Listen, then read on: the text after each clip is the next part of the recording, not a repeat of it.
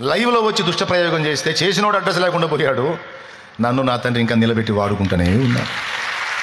నన్ను పాడు చేయాలని, పతనం చేయాలని, నా సాక్ష్యం భ్రష్టు పట్టించాలని లైవ్లు పెట్టి మాట్లాడారు దరిద్రులు, పిచ్చోళ్ళు. లైవ్లు పెట్టి షాలేం రాజు అలా, షాలేం రాజు ఇలా, అలా ఇలా ఇలా. ఏంది ప్రభు అంటే ఏం మాట్లాడద్దు, మొత్తం వెధవలు అవుతాను, ప్రశాంతంగా ఉన్నాను. వెధవన్నర వెధవలు అయిపోయారు ఇప్పుడు. దేవుడు నన్ను వాడుకుంటూనే ఉన్నాడు, ఆత్మను రక్షిస్తానే ఉన్నాడు. అంతా నా గొప్పతనం చెప్పట్లా, నాకు తోడై ఉన్నవాని యొక్క గొప్పతనం చెప్తున్నాను నేను. యూదా గోత్రపు సింహము నా పక్షమున నిలిచున్నాడు, పక్షిరాజు వలె రెక్కలు సాచి ఆయన నా పైన నిలిచున్నాడు. ఆయన సురక్షితమైన రెక్కల నీడలో నన్ను కప్పి ఉంచాడు, లేకపోతే నేను తప్పించుకున్నట్టు అసాధ్యము. పరాక్రమశాలి నాకు తోడై ఉన్నాడు. అందుకే వీరుడవై నీవు నాకుండగా నేనేల భయపడుదును. నాటి నుంచి నేటి వరకు నాకు తోడై నడిపిస్తున్న నా తండ్రి ఇక ముందుకు నువ్వు తోడై ఉంటాడని నేను విశ్వసిస్తున్నాను. కాబట్టి విశ్వాసంతో నేను వేసినటువంటి అడుగు క్రియాత్మకంగా మారిన అడుగు నన్ను సిగ్గుపరిచిందా? గొప్ప కార్యాలు నేను చూసేటట్టు చేసిందా? ఈరోజు మీకు చెప్తున్నానంటే, ఎప్పుడైతే విశ్వాసం క్రియగా మారితో, మారు మనసు పొందు అన్నాడు పొందుతావో, రక్షణ పొందు అన్నాడు పొందుతావో, దాని శక్తి నీ మీద పనిచేసింది. ఎప్పుడైతే ప్రార్థన చేయి, వాక్యం చదువు, ఆ సారం పొందు, పరిశుద్ధాత్మ అభిషేకమును వేడుకొని అభిషేకం పొందు, నీ ఆత్మీయ జీవితం క్షేమాభివృద్ధికరంగా ఉంటుంది అని చెప్పాడు. దాన్ని చేయడం ద్వారా ఆ విశ్వాసం శక్తిగా మారి నీవు ప్రభావంతో నింపబడి ఉండేటట్టు చేస్తుంది. నా తమ్ముడా, నా చెల్లి, నువ్వు ఎటు వెళ్ళిన దారులు ముయ్యబడుతున్నాయంటే, ఒకవేళ దేవుని ఏర్పాటు నీలో, నీ ద్వారా సేవ చేయించుకోవాలని ఏర్పాటు లేకపోతే, నా వల్ల నిన్ను వాడుకోవాలని ఏర్పాటు లేకపోతే, గుర్తుపెట్టుకో, ఎక్కడో చోట నీకు ద్వారం తెరుస్తాడు. నువ్వు బతకడానికి, అంత అన్నం దొరకటానికి నీకు ఖచ్చితంగా దారి చూపిస్తాడు దేవుడు. నాకు స్పష్టంగా తెలుసు. ఒకవేళ సేవ పిలుపు నీ మీద ఉందనుకో, ఏర్పాటు నీ మీద ఉందనుకో, నీకు డోర్లన్నీ క్లోజ్ అయిపోతాయి. క్వశ్చన్ మార్క్ ఒక్కటే ఉంటుంది, ఏంటి ప్రభువా? అదా ఏంటన్నావు కదా, ఇప్పుడు చెప్తాదా, నువ్వు నా పని చేయాలి నా కుమారుడా అంటాడు. అప్పుడు నువ్వు నాలాగనే స్టోరీలు ఎత్తుతావు. అప్పుడు దేవుడు అంటాడు, నమ్మలేవా అని నన్ను అంటాడు. నమ్మితే అడిగే. ఏర్పాటు నీ మీద ఉంటే ద్వారములు ముయ్యబడతాయి, గుర్తుపెట్టుకో. ఒకవేళ నిన్ను ఆ విషయంలో ఏర్పాటు చేసుకోకపోతే, ఇంకొక దానిలో వాడుకోవాలనుకుంటే అటు ద్వారాలు తెరవబడతాయి. ఎందుకు నాకు ఎటు పోయినా సరే శూన్యం కనపడుతుంది అనే క్వశ్చన్ నీకు వస్తే, ఈ కోణంలో కూడా కొంచెం ఆలోచించు. ఒకవేళ దేవుని పని చెయ్యమని నన్ను ఏమన్నా ఆయన కార్నర్ చేస్తున్నాడా, నన్ను టార్గెట్ చేశాడా, ఏంటి ప్రభు అని అడుగు. కూర్చో, ఆయన ముందు కూర్చో, నేను కూర్చున్నట్టు తప్పకుండా మాట్లాడతాడు. ఆ మాటలను బట్టి నువ్వు అడుగు ముందుకి. నాకు కావాల్సిన 3 మాటలు నా తండ్రి మాట్లాడాడు. నంబర్ 1, భయపడొద్దు, విస్మయం పొందొద్దు అన్నాడు. నంబర్ 2, నువ్వు అనుకుంటున్నవన్నీ కూడా బంధకాల్లోంచి నేను విడిపిస్తాను, అవి నీకు సొంతం చేస్తాను. నంబర్ 3, నేను నీకు పిల్లల్ని ఇస్తాను, వాళ్ళని విస్తరింపజేస్తాను, అండ్ అల్పులుగా కాదు గనులుగా చేస్తాను, మంచి బిడ్డలు నీకు ఇస్తాను. నేను నీకు అప్పగించే బిడ్డలందరూ శ్రేష్టమైన పాత్రలు, అల్పుల్ని కాదు గనులుగా చేస్తానే వాళ్ళని. అనేక మందిని సాధించే వ్యక్తులుగా తయారవుతారు, సేవకులుగా తయారవుతారు, పరిచారకులుగా తయారవుతారు, ప్రార్థనా వీరులుగా తయారవుతారు, సమాజాలను భగ్గున మండించే యోధులుగా తయారవుతారు. నేను వాళ్ళని అట్లా చేస్తా. నీకెందుకు భయం? దా, తక్కువ వాళ్ళని నీకివ్వను. ఆ సోది మా లోకాల నీ దగ్గరికి నేను ఉండ. నేను ఒకవేళ అట్లాంటి వాళ్ళు వచ్చినా సరే వాళ్ళని నేను షార్ప్ పర్సన్స్గా మారుస్తాను. నేను నాకు ఇచ్చిన ఆ ప్రామిస్ ఆనాటి నుంచి ఈనాటి దాకా నా తండ్రి తప్పిపోలా. ఇప్పుడు ఏమర్థమైంది మీకు? విశ్వాసం ఎప్పుడైతే క్రియగా, అప్పుడు ఇక ఆ మాట తీసుకొని ఇక ఆ రోజు నైటు వచ్చినటువంటి విశ్వాసులకి చెప్పాను, వచ్చే ఆదివారం నుంచి ప్రార్థన ప్రారంభం అవుతుంది, ప్రభు బల్ల కార్యక్రమం ఉంటుంది, ఆరాధన కార్యక్రమం ఉంటుంది.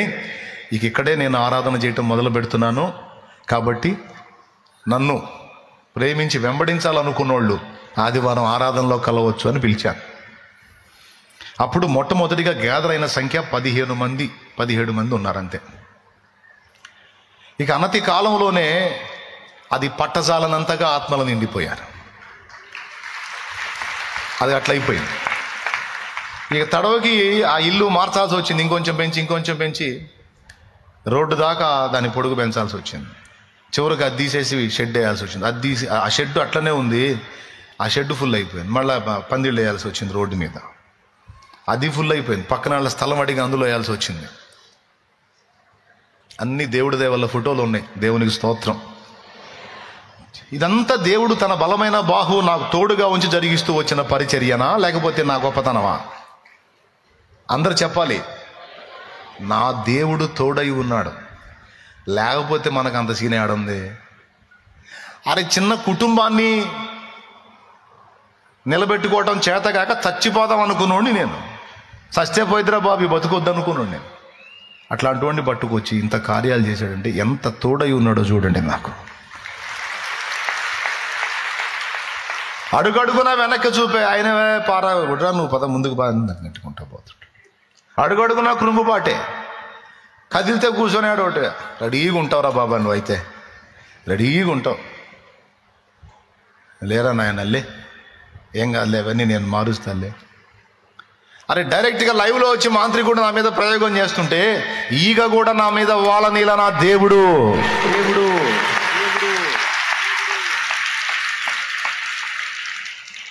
వాడు లైవ్లో వచ్చి రియల్ అండి, నిజం అండి, పచ్చి నిజం అండి, దేవుని బలిపీఠం మీద చెప్తున్నాను నేను. లైవ్లో వచ్చి నా మీద వాడు ప్రయోగతంతు చేస్తే, బలిపీఠం మీద నన్ను పడగొట్టాలని వాడు తిప్పలు పడితే వాడు పోయాడు అడ్రస్ లేకుండా. వాడు చచ్చిపోతే 3 రోజులు శవాన్ని తీసే దిక్కు లేకుండా పోయాడు వాడు. తెలుసా మీకు ఆ సంగతి? అది నా దృష్టికి వచ్చేటట్టు చేశాడు దేవుడు. 2 ఆప్షన్స్, మారటమన్నా మారాలి లేదా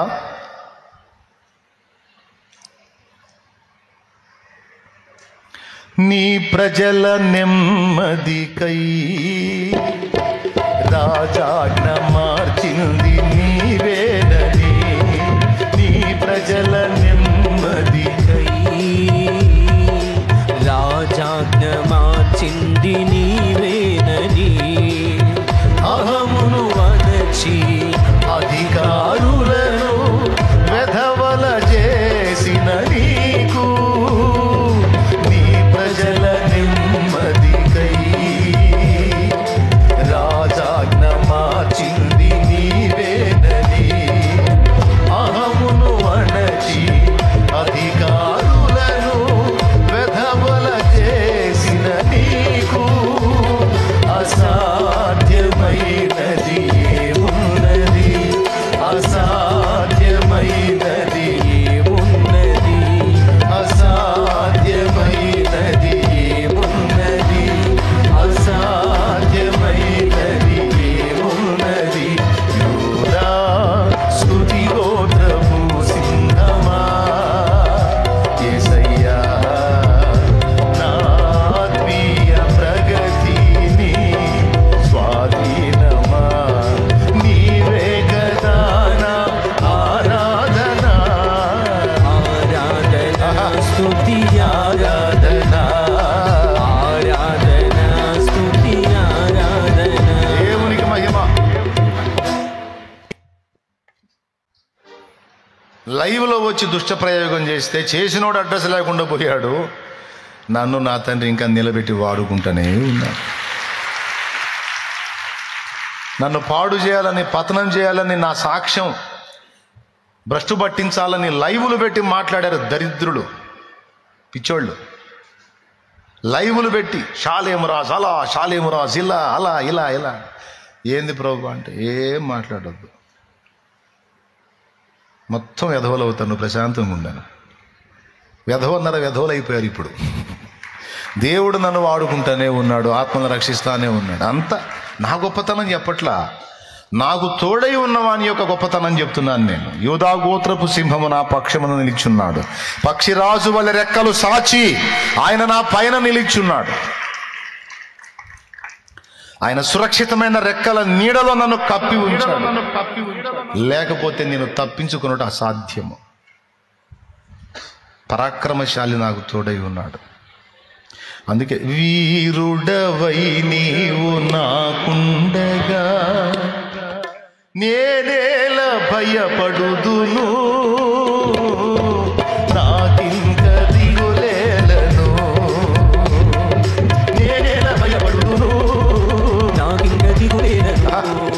సైన్యముల కొరకు అధిపతి నీకే గనా స్తుతి.